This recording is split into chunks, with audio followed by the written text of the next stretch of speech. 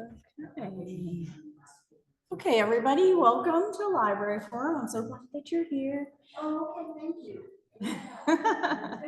And I want to introduce Vivien Sandlund, who's going to be filling us in about the topic of Benjamin Lundy, to arouse and awaken the American people, the life and work of abolitionist Benjamin Lundy. Thank you so much, Andrea. So I just want to start by thanking Andrea and the library and the history department and the college for giving me this fine sabbatical, which I spent a lot of time writing on my sabbatical. So during my sabbatical, I wrote a biography of a 19th century American anti-slavery reformer named Benjamin Lundy, shown here. He was a white Quaker born in 1789 in northern New Jersey, and he initiated and edited for 18 years a newspaper titled The Genius of Universal Emancipation. He also traveled extensively to speak against slavery and to organize local anti-slavery societies. He dedicated his entire life to ending slavery, and he died at the age of just 50 in 1839, just over 2 decades before the outbreak of the Civil War. I discovered this guy, Benjamin Lundy, we should bring him back here, when I was researching supporters of gradual abolition for my Ph.D. dissertation long ago, 30 years ago, which is on that topic. And Lundy became part of my dissertation, and I learned that he was the person who first inspired William Lloyd Garrison to take up the cause of universal liberty. Now, folks may have heard of William Lloyd Garrison or not, but he was very famous. Probably the most famous and influential white abolitionist of the 1830s and beyond. And like Lundy before him, Garrison devoted his life to ending slavery. Also like Lundy, Garrison created an abolitionist newspaper. And I'm going to show you Garrison here. There's Garrison. That's the young Garrison. And he titled his newspaper The Liberator. And he published this regularly until after the Civil War. Garrison was a founder of the American Anti-Slavery Society and really the initiator of the movement for immediate abolition of slavery, the rallying cry of the radical abolition movement that rocked American society for 30 years. Lundy here. Lundy is far less well known today, and there's been only one modern biography of Lundy, and not all that modern. It was written in 1966 by the late historian Merton Dillon. It's a very good biography. Lundy was certainly known and very controversial in the 1820s. This is the decade before he inspired Garrison to take up the cause. And I argue that he was significant and deserves more scholarly treatment, in part because of his profound influence on the work of William Lloyd Garrison. I'm going to read just a little bit from the first chapter of my book manuscript, in which I describe briefly how the two men met. On March 17, 1828, 8 white ministers gathered at a boarding house in Boston to hear a visitor from Baltimore speak on the subject of slavery. The guest was Benjamin Lundy, a 39-year-old Quaker newspaper editor whose quiet manner belied his zeal for the anti-slavery cause. Lundy had spent the previous 7 years publishing an anti-slavery newspaper and speaking out against slavery, mostly in the Upper South. He was then on a tour of the northern states, urging people to take up the cause. He encouraged the ministers to organize an anti-slavery society in Boston and to subscribe to his newspaper. The city, he observed, had seen little anti-slavery activity, in contrast to Philadelphia and parts of the Upper South, where anti-slavery societies were proliferating. The ministers listened politely to Lundy. Most expressed approval of his efforts and agreed to subscribe to his newspaper, and Lundy left the meeting feeling hopeful. However, despite their verbal affirmations, the ministers did not organize an anti-slavery society, nor did they rally their congregations on behalf of the cause. Most white Bostonians viewed slavery as a distant issue in 1828, a problem for Southerners that had little impact on New England, where slavery had already been abolished. The meeting with the Boston ministers might have been forgotten, except for the presence of one young man in the room who was not a minister, 22-year-old William Lloyd Garrison was a resident of the boarding house. He had trained as a printer, but he aspired to write and edit rather than print. He had recently found work editing a small newspaper dedicated mostly to temperance, but he was not inspired by that cause. Garrison was searching for an avocation, sounds like our students, a life path that would make a difference in the world. And he had begun reading Lundy's newspaper, The Genius of Universal Emancipation. He was considering whether anti-slavery journalism might be the path for him. And now he met Lundy in person, and Garrison spent several days excitedly talking with the Quaker editor about his work. Lundy went on to speak in other New England towns, and in all he gave 43 new lectures around New England before he returned home to Baltimore. He wrote that he was pleased to have scattered the seed of anti-slavery in strong and luxuriant soil. So that's a bit from the opening of the book. Garrison went on to work with Lundy as co-editor of The Genius, and then Garrison launched his own anti-slavery newspaper from Boston, The Liberator, for which he became famous or infamous for his fiery rhetoric and his denunciation of enslavers. Much has been written by historians about the radical immediate abolition movement of the 1830s, 40s, and 50s. The immediate abolitionists were confrontational and often disruptive, though, except for John Brown and his followers, they were mostly not violent. Garrison employed what came to be called moral suasion, the effort to bring about a moral transformation in each individual so they would recognize and repudiate the sin of slaveholding. Relatively few scholars have written about the opponents of slavery who preceded the immediate abolitionists. Benjamin Lundy was among these proponents of gradual abolition, though he came to differ from his fellows in some significant ways. The gradual abolitionists of the late 18th and early 19th century tended to believe that the American Republic was progressing steadily, and that in time, white Americans would awaken to the immorality and anti-republicanism of enslaving others. Many of these supporters of gradual abolition were white Quakers. They mostly sought to encourage fellow Quakers who were enslavers to set their enslaved people free. They expressed optimism that in time and with encouragement, enslavers would recognize the immorality of selling and holding humans as property and would agree to abandon the practice. Lundy, who was raised in a Quaker community, embraced these ideas, at least initially. Over time, he became frustrated with the lack of progress in the hope for voluntary emancipation of the enslaved, and he sought out what he thought would be more effective strategies. Most white proponents of gradual abolition in the early decades of the 19th century, this is going to maybe shocking to some of you, adhered to the view that the abolition of slavery must be accompanied by the departure of African Americans from the United States. The movement to colonize African Americans elsewhere was widely endorsed by white Americans, though not by most free Black Americans. In 1817, white self-described philanthropists, that's what they call themselves, founded the American Colonization Society with the goal of creating a colony on the western coast of Africa and transporting over time the entire Black population of the United States to this colony.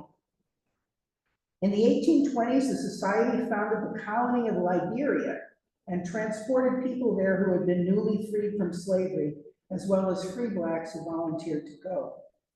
The American Colonization Society's efforts were resisted by most free Black Americans who asserted that they were Americans and had no intention of leaving their homeland, the United States. Leading white Americans supported the American Colonization Society, including Presidents Thomas Jefferson, James Madison, James Monroe, and later Abraham Lincoln. Benjamin Lundy never liked the American Colonization Society, and he never supported their plans to send people to Africa. He never called for removing all Black Americans and creating an all-white United States.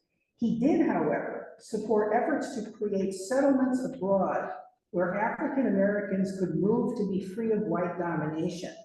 Lundy actively promoted such settlements and sought unsuccessfully to create a colony in Mexico. William Lloyd Garrison came to strongly disagree with all forms of colonization for any reason, and Garrison sharply criticized Lundy for promoting his colonization ideas. Now I'll talk a little bit about Lundy's life story to illustrate both his thinking and his activism. So I said he was born in 1789 to a Quaker family in a farming community in northern New Jersey. As a young man, he moved to Ohio to the growing Quaker settlement of Mount Pleasant. There he was mentored by a saddle maker and he chose to learn the trade. He moved briefly to Wheeling, Virginia to serve an apprenticeship. Wheeling was then a center of the domestic slave trade, and Lundy saw enslaved people chained together being led through the street. He wrote, "My heart was deeply grieved at the gross abomination.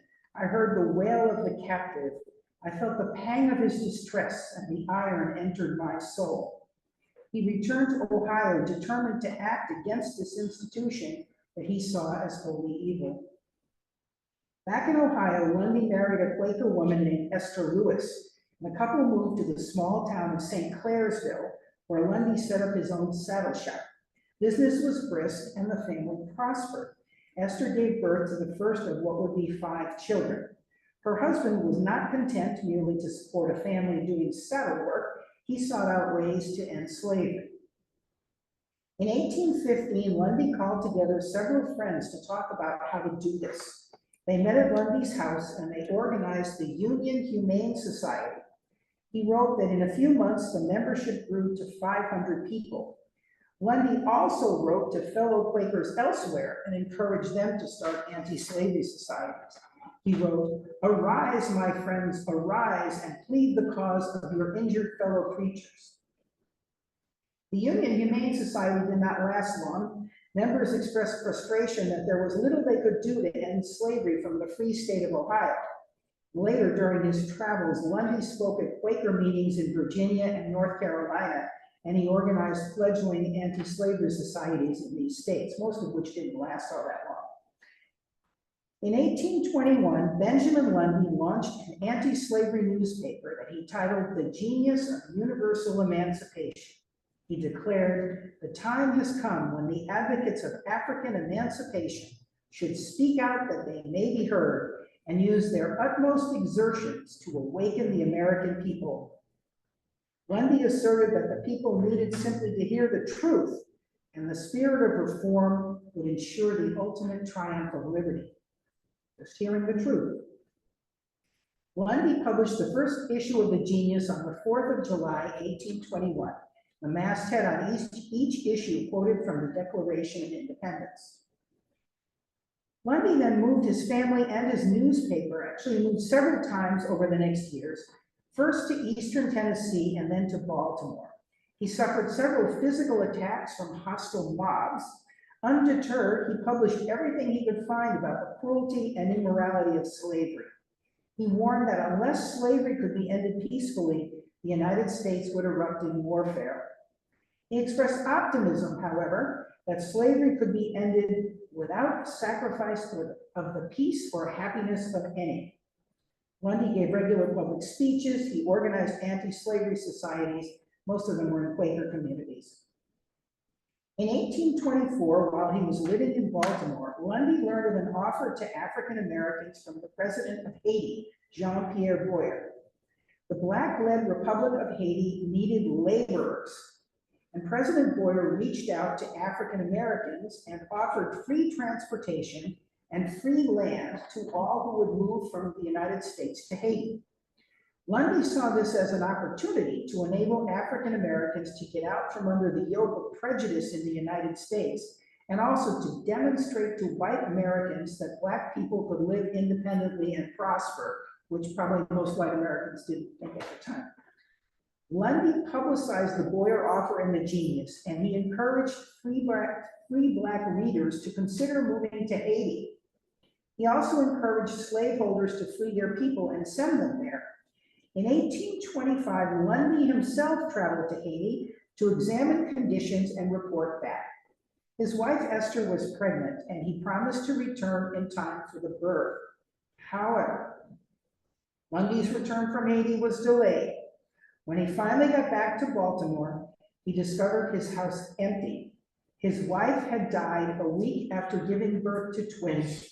The babies and his other children had been taken in by neighbors.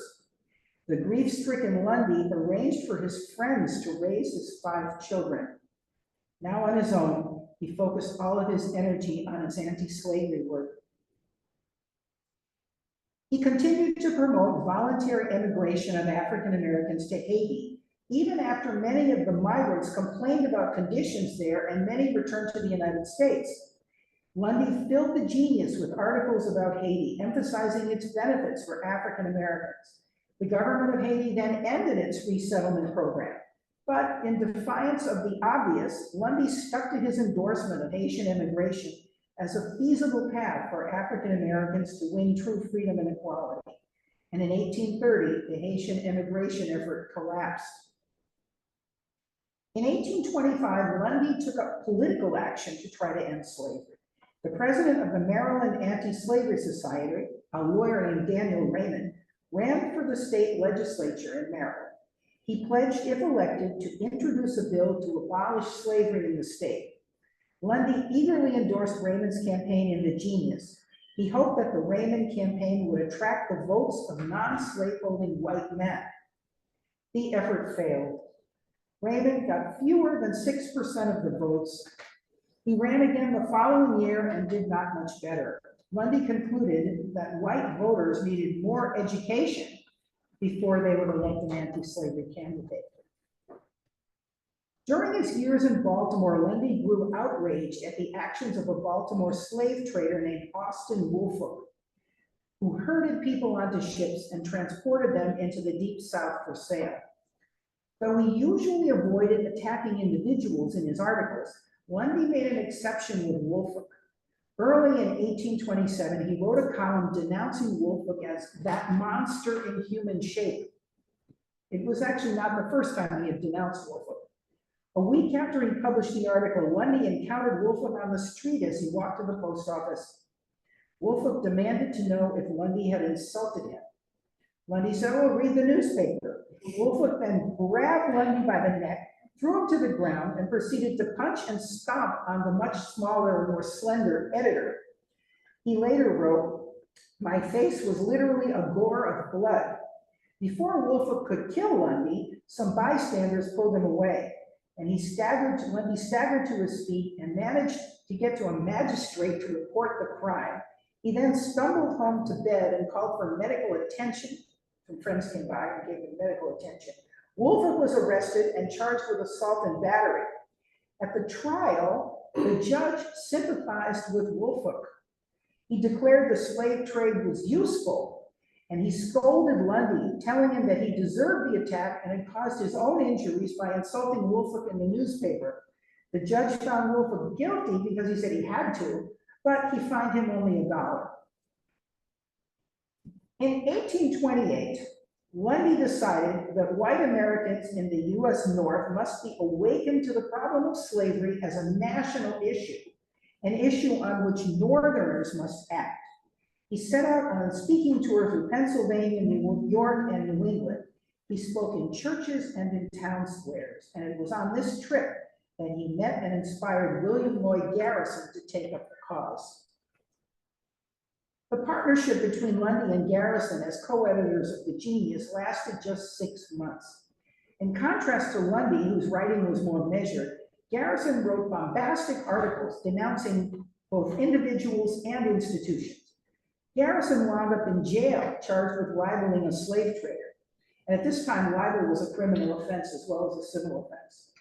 The experience thrilled the young Garrison, who saw himself as a martyr for the cause and savored being in jail. Lundy visited Garrison daily at the jail, and he always supported Garrison in public. Privately, Lundy fretted over how to rein in Garrison so his writing would not get the Genius shut down. When Garrison left for Boston in 1830, Lundy was quietly relieved. He encouraged Garrison to start his own newspaper, which the young man did.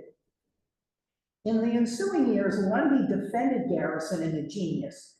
Though he saw Garrison's call for immediate abolition as impractical, Lundy defended the idea in his writing. And when Garrison attacked the US Constitution as a vile pro-slavery document worthy of contempt, Lundy disagreed, but he did not challenge Garrison in public. By 1831, Lundy had changed some of his thinking as a result of seeing his earlier efforts fail. He was no longer so optimistic that most enslavers would, through hearing moral and rational arguments, agree to free their enslaved people, though he continued to write and publish. He'd come to think that abolition must be imposed on enslavers by law at the national level, as he had seen the futility of trying to elect anti-slavery candidates to state offices in the South. His rhetoric had sharpened over time. And while Lundy agreed with Garrison that Black people must be free to live alongside white people as equal US citizens, he believed more strongly than before that there should be places where African Americans could move to be free of white American domination. Lundy had heard about the creation of Black settlements in Canada, and he was eager to see if they were prospering. In late 1831, he set out on a trip to visit the Wilberforce settlement in Upper Canada, which is today Ontario. Lundy traveled by train, by coach, and by foot to the distant settlement. There he was greeted warmly by the Black leaders of Wilberforce. Conditions there were rough, but Lundy wrote glowing reports of the future prospects for this community and for Black opportunities in Canada generally. He dismissed complaints by Black people that white Canadians were prejudiced just as whites were in the United States.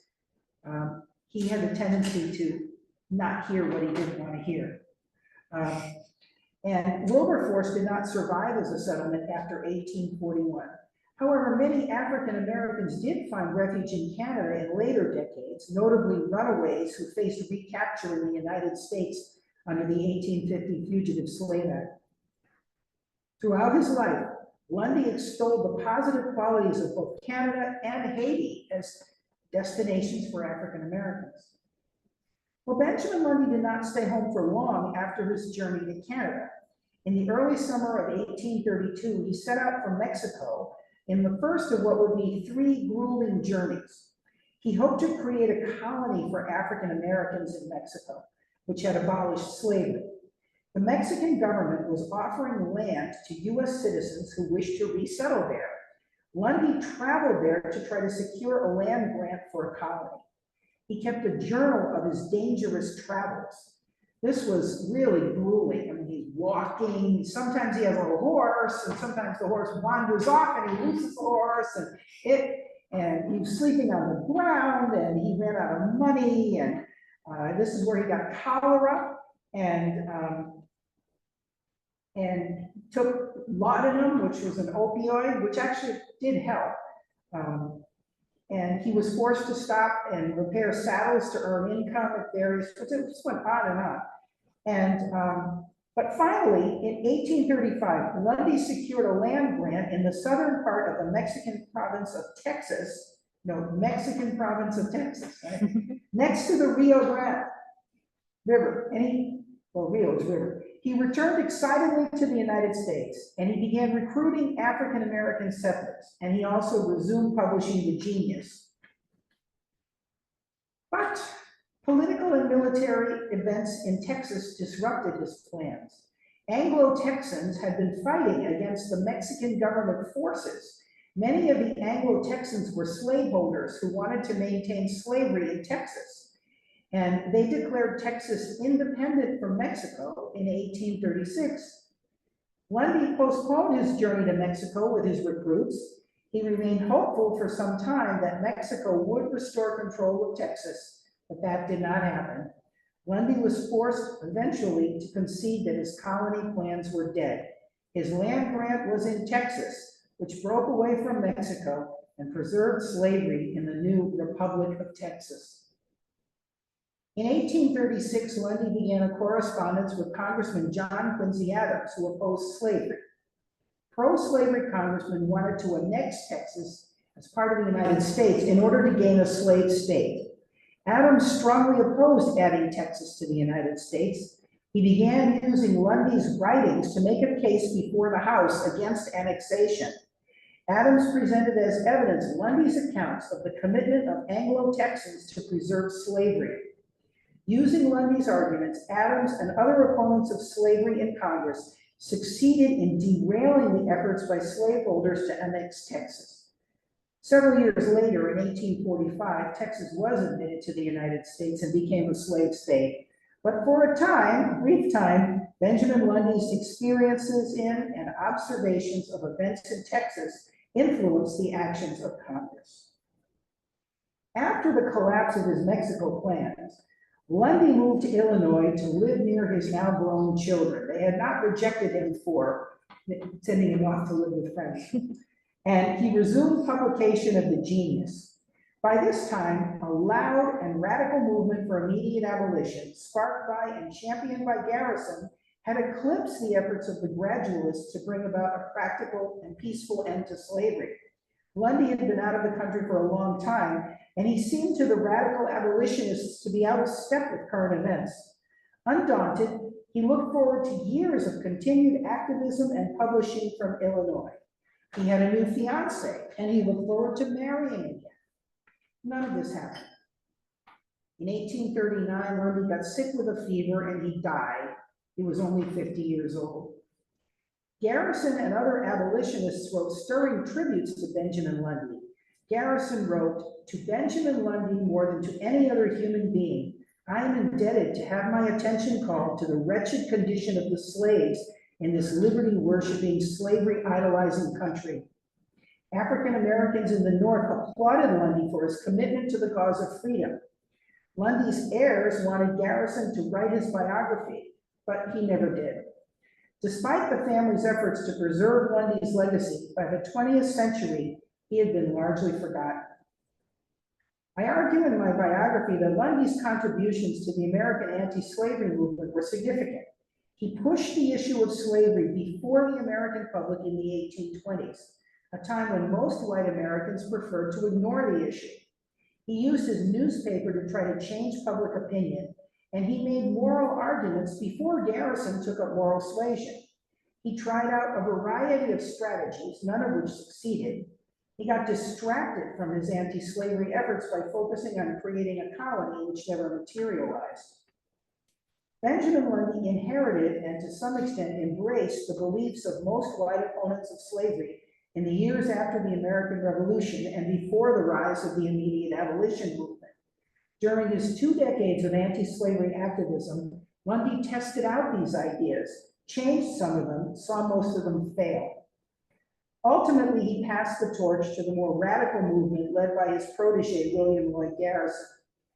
Lundy came to reject the extremely gradualism of many in the 1920s.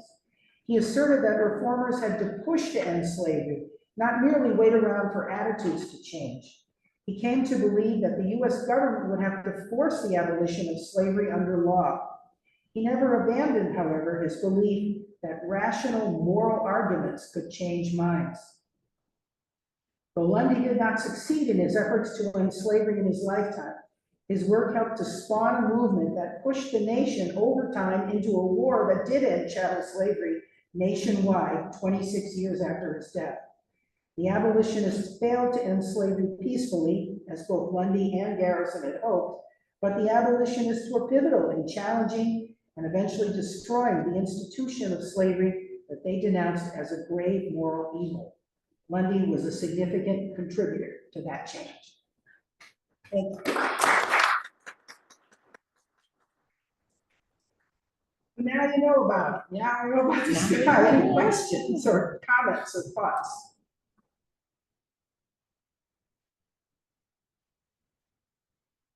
Yes. It's a very vivid life, isn't it? It's a remarkably vivid life. Is there any way of knowing how many vivid lives like this one are playing out at the same time as his in such an activist fashion? There were fellow activists who were, I think, living vividly at the time. As I said, he organized he wasn't acting alone. Some people have written that Lundy seemed to be acting alone. He really wasn't acting alone. I mean, he was organizing people. There were others that were active. There were even some other newspaper editors for papers that didn't last that long. So yes, there were those, and I try to include them, and I include them in the biography, talking about them because they were important to him. Now, you may have noticed that I didn't say much about his involvement with African Americans, and he actually, at least according to the sources that I read, he didn't appear to have that much direct interaction with African Americans on a regular basis. Free Black people knew about it. They certainly knew about the genius, and after he died, they expressed appreciation, celebration of his life for him. But he didn't really spend much time with them. He did publish letters from African Americans in his paper. Garrison did the same thing. Garrison actually did more of that in The Liberator. But I mean, I don't know if anybody noticed that. I really don't talk about his interactions with African Americans at all because I don't really see that he had many. Yes. I was just actually curious what your sources were and how you got access to. Oh, I'm glad you asked that question.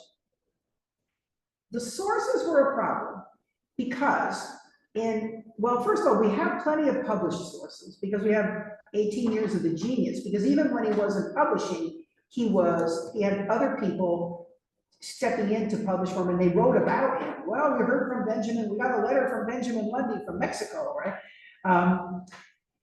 And he wrote pamphlets and things, but for letters, there aren't many, and that's because in 1838, before he was ready, when he was planning to move to Illinois, Lundy stored his papers and most of his belongings for safekeeping in a brand new building called Pennsylvania Hall in Philadelphia. It had been built by abolitionists and other reformers, and it was going to be a center of abolitionist discourse and meetings and reform discussion. And 3 days after it opened, a pro-slavery mob burned the building to the ground. And Lundy's papers were destroyed. And I think this is one reason he hasn't been written about as much, because I found, letters here and letters there, letters about him, but, there isn't a large body of those kind of primary sources, which was disappointing. So I had to do the best I could with what I could find. Many of them published writings or just, some correspondence. Yes. Is this way involved in abolition as well? No, apparently not. She had her hands full taking care of the children. She supported him. I mean, I think this is one of the sad stories. That's what happened to her. I mean, he also left a lot while she was home taking care of the kids, right? He would go off on trips, even before the Haiti trip. He would go traveling and leave her.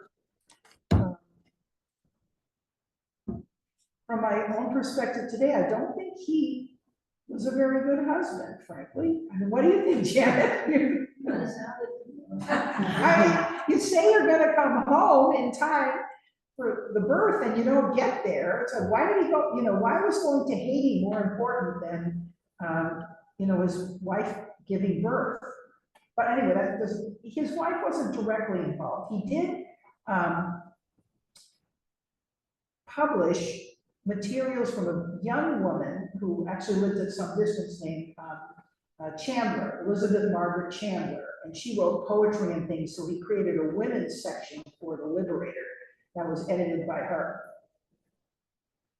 Yes. And so did his paper that actually was that his means of support? Was that a money-making venture, or how was it? Well, it was a struggle, but when he had to, he would work on saddles.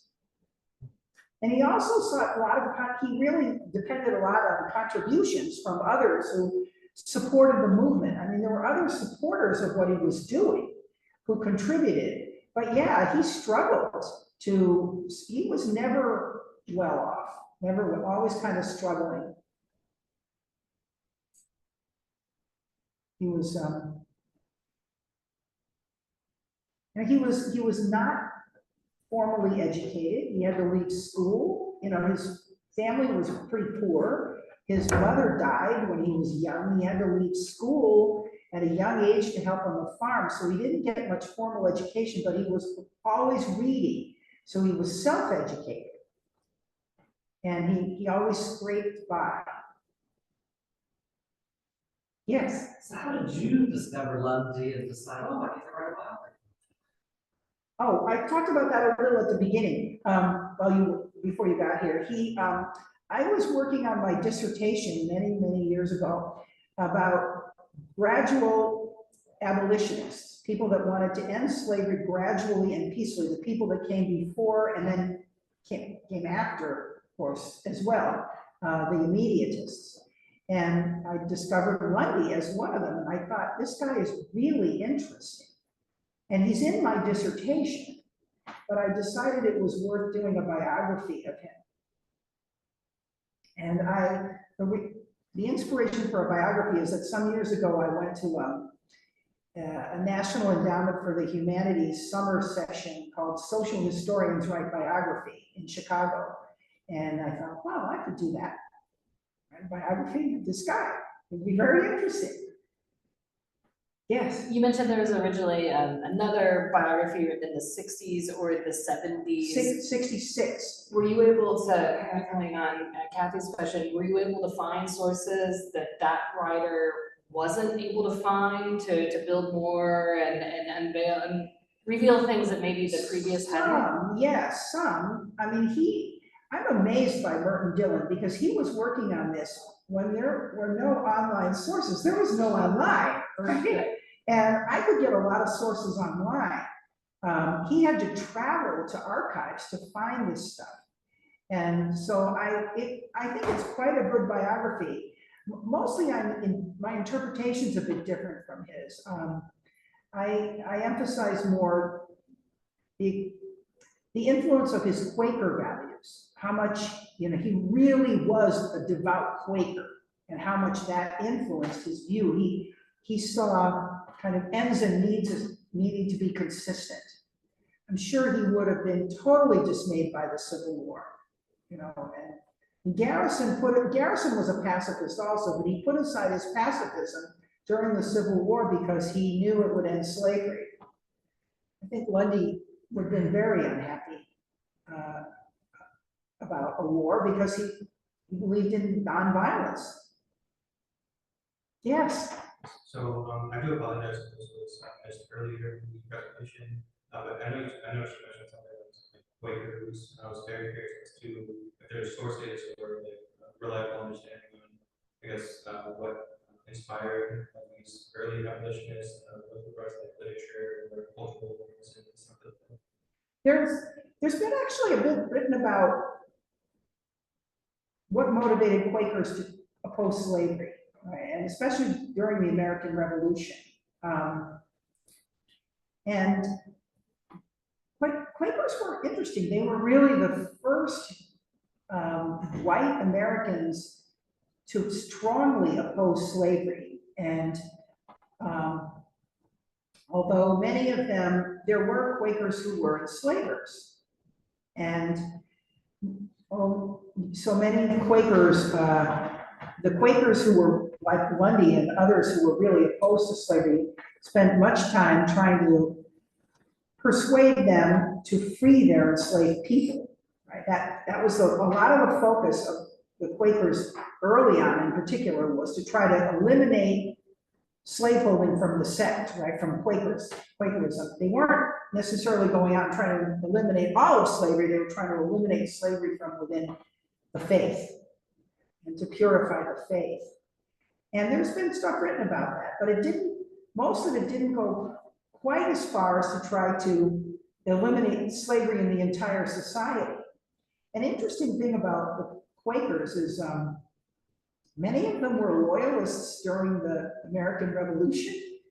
Lundy was born after the Revolution, but because they didn't like the idea of going to war, and they tended to support order, and the revolutionaries were disruptive, and in many cases the Quakers were kind of persecuted by the revolutionaries, by the people the Americans called patriots, right?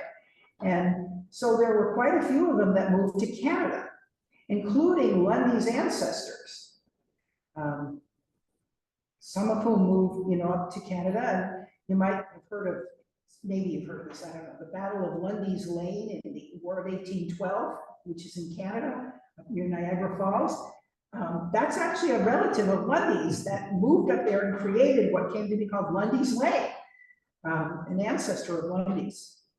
I don't think that quite answered your question, but my hearing isn't so good, and I didn't entirely hear the question. No worries.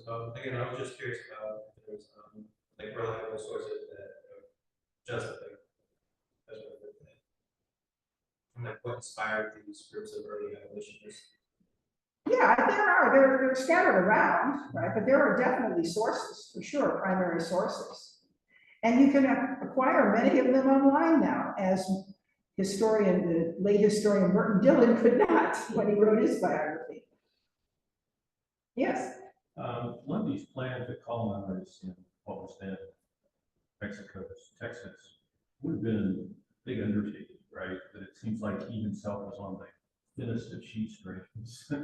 If he's kind of wandering down on foot to Texas, trying to get a land grant, did he have any plans for how this was going to be funded, organized? Oh, he did a big fundraising campaign. He reached out to other philanthropists, as they call themselves, to try to raise money, and he was really optimistic that he could do it. And he got recruits. There were people that were eager to go. And you may have heard of the abolitionists David and Lydia Mariah Child. Lydia Mariah Child wrote Over the River and Through the Woods, grandmother's house, or that was grandfather's house originally. Anyway, they were active abolitionists, and they thought this was a great idea, and they were going to go to Mexico to help start the colony. It was really pretty impractical, but he thought he could do it, right? The part about Lundy that bothers me the most is, so why did he get so hung up on creating a colony? He got in a big argument with Garrison about this, and they published it in the papers, both the Genius and the Liberator. And Garrison said, American colonization, what are you doing? This is terrible. And Lundy said, it's not like the American Colonization Society. What we're doing is we're providing a place where people can live freely and independently and can demonstrate to slaveholders in the United States and to all of US citizens, white citizens, that Black people can live independently and live as free and equal citizens independently. He's always got this, he's trying to different strategies, but he's still got in his mind this idea that somehow he's going to demonstrate to white Americans who would support slavery that they're wrong, He was a racial egalitarian at a time when very few white Americans were. Garrison was also. They were both racial egalitarians. And Lundy said up front in the Genius that they're called Africans. He said, Africans have every right to stay in and live in the United States as free and equal citizens and must not be sent away. He said that was not the purpose of his colony. He was not a deportationist.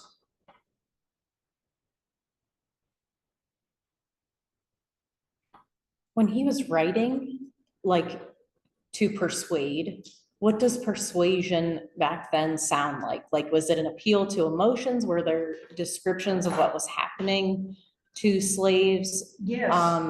Yeah, okay. Lundy's, it wasn't quite called moral suasion yet. It was under Garrison, it could be called moral suasion. Lundy was doing that. And his moral suasion, which was the term of the time, was he denounced the institution, and except for Woolfolk, the slave trader, for which he got beaten up, he didn't denounce individuals. Right? He denounced the institution, but he tried to present rational as well as moral arguments, practical arguments, but then arguments about, you know, the suffering of enslaved people, the suffering that was visited upon them. He presented religious arguments, you know, that this was the iniquity and the sin. And so yes, he did. Now Garrison's version of moral suasion was to denounce the slaveholders and call them all sorts of names. So Garrison, that's why Garrison was, I mean, Lundy was despised too, but Garrison was really despised and got put in jail several times for libel. And, but he loved being in jail. Garrison thought this was great. Lundy did not. Lundy was very worried that Garrison was going to get the Genius shut down. The only reason Lundy was not arrested along with Garrison for libeling that slave trader was that Lundy was away at the time. And they said, well, we can't really charge him since he wasn't there. That's when Garrison went to jail the first time. But think about this. I mean, none of them succeeded, right? He tried to come up with all these strategies and plans. You're going to vote. That didn't work. We're going to create a colony that will demonstrate, you know, Black people can live independently. That didn't work. He tried to publish different ideas, plans for how this was going to happen. None of it worked. But the more radical abolitionists didn't succeed either. Right? The moral suasion of Garrison didn't work. The political abolitionism that followed, which the political abolitionists and the moral suasionists disagreed with each other and actually argued a lot. The political abolition didn't work either. I mean, the only thing that eliminated slavery was the war, which is what they were trying to avoid. So, I mean, sometimes I ask my students to think about, could slavery have been ended peacefully? And if so, how? And mostly they can't think of any way because, I mean, the abolitionists couldn't come up with a way. And they tried for decades.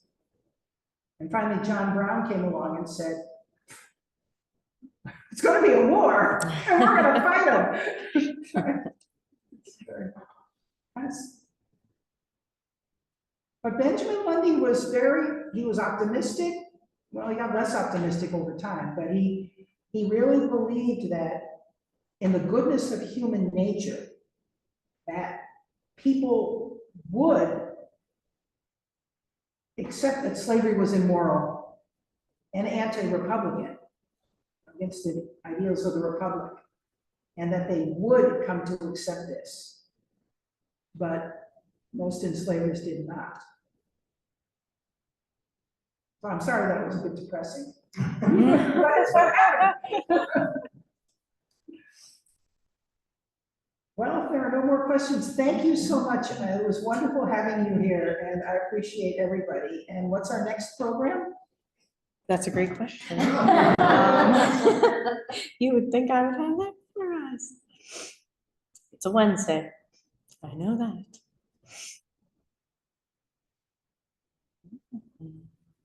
Is it next Wednesday? No, it'll be next month. The 18th. No, that's today. Sorry. The October 16th. And it'll be Debbie Casper is presenting. So I'll push out her blurb next so you can see what work she's been doing. Thank you so much. Have a nice Thank you so much.